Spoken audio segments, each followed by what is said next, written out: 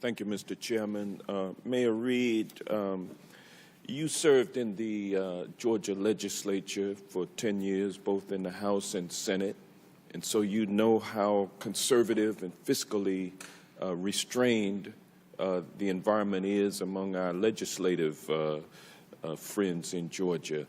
But yet, back in 2015, Georgia increased its gas tax from 7.5 cents to 26 cents and increased the diesel tax to 29 cents and then indexed it so that every year it's adjusted in accordance with the Consumer Price Index. Can you comment about the conditions that existed in Georgia that led to the passage of that gas tax increase?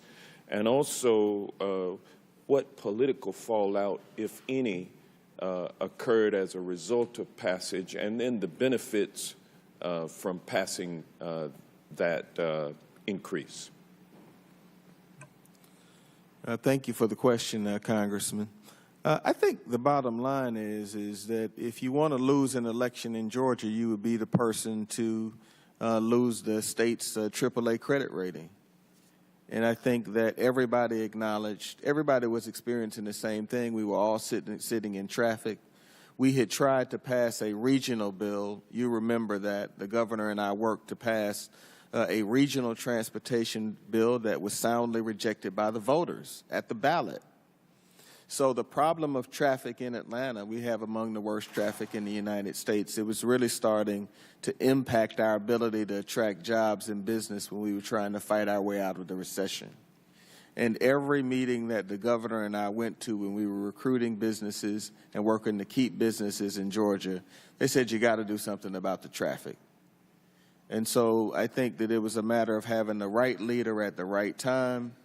He made the decision to move a bill through the Georgia General Assembly, and I'm comfortable saying that 95% of the people who voted in favor of the $1 billion tax increase were all reelected.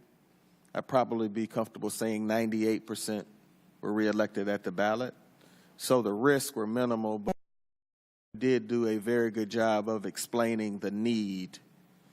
And then the city took the leadership on expanding transit within the city of Atlanta. Well, I want to ask you about that because Atlanta has seen a number of Fortune 500 and Fortune 100 companies moving into Atlanta as a result of our investment in transit. Can you elaborate on what we've done, how it has affected our economy? Sure, Congressman. We have the third largest concentration of Fortune 500 businesses in the United States of America.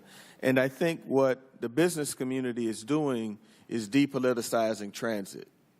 So as opposed to it being a Democrat-Republican issue, when State Farm cited 8,000 jobs outside of Atlanta and Dunwoody, they wanted it by MARTA stop. When Pulte Group Homes moved their headquarters to Atlanta. It's the second biggest home builder in America. They wanted it by a MARTA stop.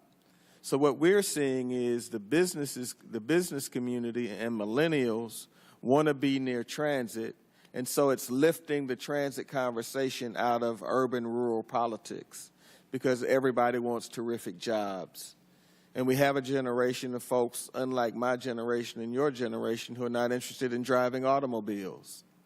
And so if you want to be first to the future, you're going to have to be in the transit business. And so Republicans and Democrats have gotten in line. And I would suspect that Mr. Thomas sees the same thing. When you put down transit and infrastructure, business comes to it because it's a permanent investment.